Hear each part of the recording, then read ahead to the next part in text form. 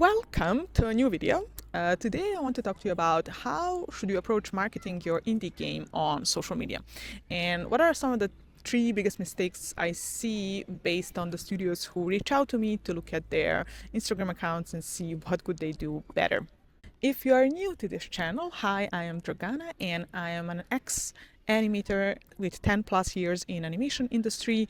Now I'm a content coach for animators and studios, promoting their projects on social media, looking to fund, monetize, attract clients, whatever it might be. I am your girl, person. Let's get into the video. So the first biggest mistake I see, and this is general across all studios, studio Instagram accounts and personal Instagram accounts are different. Personal accounts are always going to be stronger and more impactful than studio accounts because people just connect better with faces and personal stories than bland, cold corporate pages. It's just how it is. So if you can get a face to it, it's always better. So in general, when I see a gaming studio Instagram page, what I immediately see is that they treat it as a website. So they post content that's more almost like they downloaded everything they wanted to upload for their website to the Instagram. Captions or descriptions are not right. It's not clear who the target audience is. At the same time, they are building their IP, so they have like a mascot or short animated vignettes they're posting occasionally. They're also sometimes promoting their studio culture, so happy hours, Friday beer o'clock, team building, something more about the studio team and culture overall. Then they post their awards, and then they talk about their game. So the content is very scattered, and you have to understand that every piece of content has a different audience. So if you keep going from one flower to another flower to another flower, the algorithm and the audience is going to be confused who is this for and who should they place it for. So that's kind of the mistake number one. Instagram is not a website. Your animated If you have animated content either from your game or as a portfolio. Oh yes, they also want to attract clients. So it's like both promoting their game, but also they want clients. So it's part of their portfolio / game campaign. So it's, double the confusion. So first you need to separate those two. If you have the capacity to do a campaign on a different profile, if not, then I would advise keeping it all on one profile, at least for a period of time while your game campaign is active. So yeah, first we need to sacrifice certain content so the other content could be more in focus for what your primary goal is. Next thing is, if you're focusing on your game campaign, you need to do a really deep market research. So if your game is like a cozy, nice game, mostly for female players who like to play low stress games, the marketing campaign and short form videos on Instagram especially are going to be very different than for an audience who likes to play Mortal Kombat or team games, multiplayer games.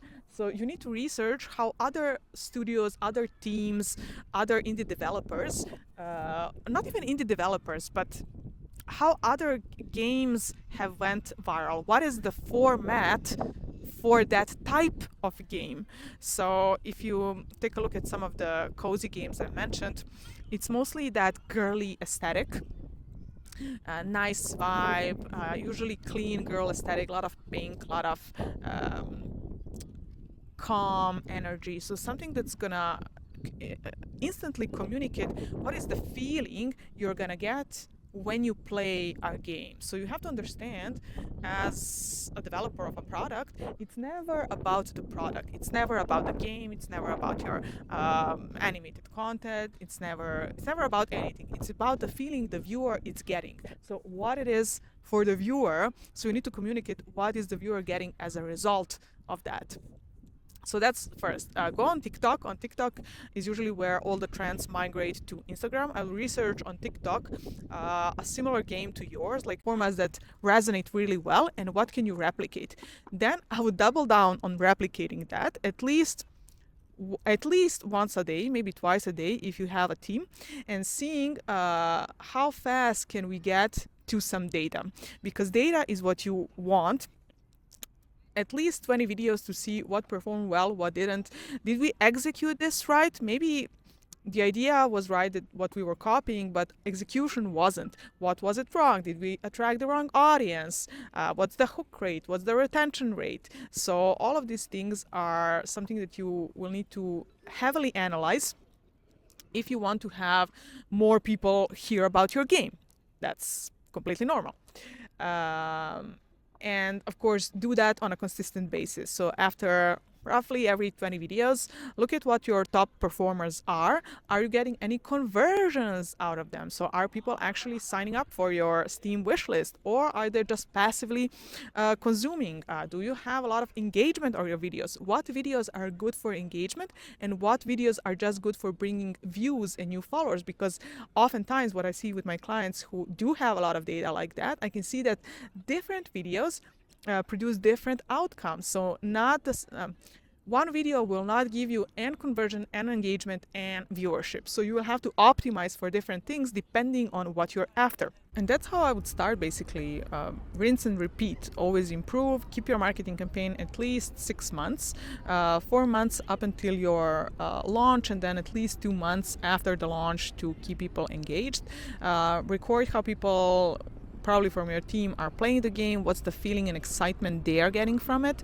So all of that needs to be content, and you need to learn how to package all of that in short form videos for Instagram and TikTok, and not just present it as a corporate pitch deck for investors. That's something users on social media are extremely alienated towards, and they want to see more raw, organic, natural, honest content.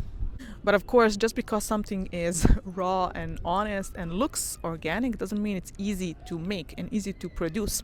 And that's kind of where I come in as a consultant, someone who looks at your content plan, looks at your strategy, looks at what type of content are you planning to produce, how are you executing it, and giving you feedback in real time as you move. Because what I've noticed with my past clients is that information alone is not enough for someone to make a result. What you need is continual support, continual feedback, always having someone who is not inside of your project, inside of your studio, inside of your marketing campaign, but someone who is outside and has a broader picture on it and can spot the thing that you can't, because you're so deep in it and you cannot see the forest out of the trees. So yeah, I hope this video gives you something to start when you're marketing your indie game. If you want my help, you can always book one-on-one call with me, and we can discuss how can I best help you and support you so more people buy and play your game. You can take a look at more info below, and I'll see you in the next video. Bye.